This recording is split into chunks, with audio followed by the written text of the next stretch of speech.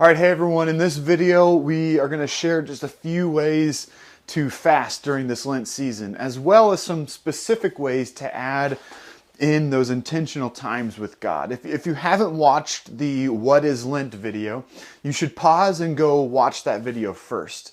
It's in the comment section of this video, but if you'd like to pause this, go and watch that video. It's going to have more on just Lent in general, but fasting. This is one of those spiritual disciplines that seems challenging because it is challenging. I think any discipline, if done right, will cause a level of discomfort as it helps us grow. When I have personal training sessions with people, I always tell them that the discipline of fitness will cause discomfort because it's helping us change. It's helping us get in shape and make us healthy. And spiritual disciplines are the same, in that they are meant to challenge us to break out of the unhealthy rhythms we have in order to create space for Jesus to shape and change us.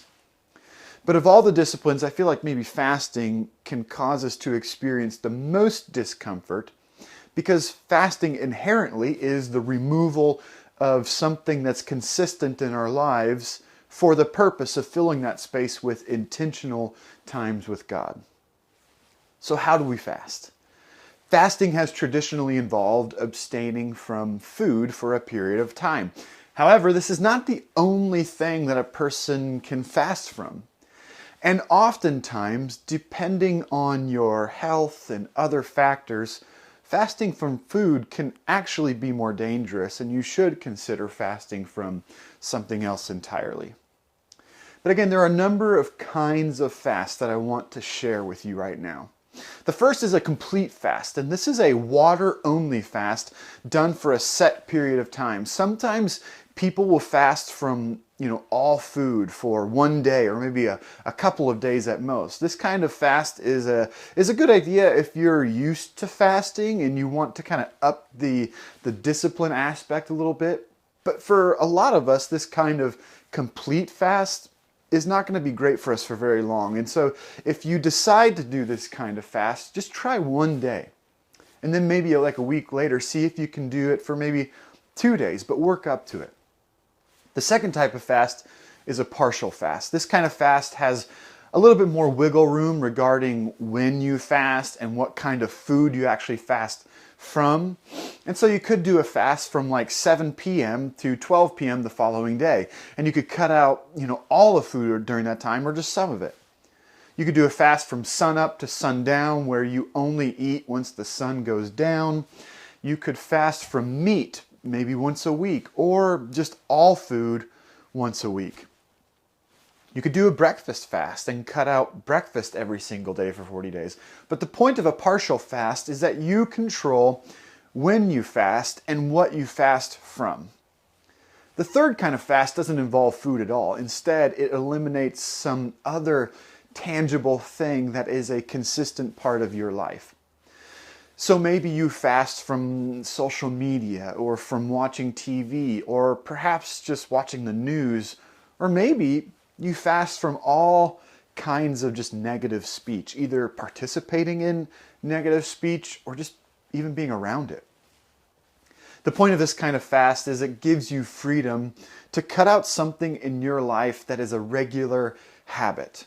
I mean, just think about how much time that you would have if you didn't watch TV for 40 days. You could use that time to spend it with family, to spend in prayer or reading or whatever. So those are the three main fasts that you could choose from: a complete fast, a partial fast, or just an alternative fast altogether. But what are you supposed to do during those times of fasting? Remember, fasting is about removing certain things so you can fill that space with intentional times with Jesus. And so we have a few simple ideas for how that could look. These are not the only options, but just some that we have either done ourselves or that others have shared with us. And so you could go like on a daily walk, a daily prayer walk, or spend some time journal praying every day. If you're a visual or artistic person, you could do a weekly or even a daily drawing, sketching, or painting, just illustrating prayers or reflecting on big ideas in Scripture. You could have a prayer partner or a small group where you send prayers daily through text to one another. Doing this kind of thing in community is often actually more effective. You could read a specific book of the Bible or a specific book on Lent. You could engage in any kind of active worship that allows you to best connect with God through things like athletics or baking, yoga, or just moments of pure silence and solitude. But the point is that the options for how to engage in meaningful connection with Jesus during Lent are really kind of endless and are only limited by your creativity. Our challenge for you is to find one way that you will fast during this Lent season, and then at least one meaningful way that you will intentionally connect with Jesus. Lent is an amazing season where Jesus will grow us into his image if we let him.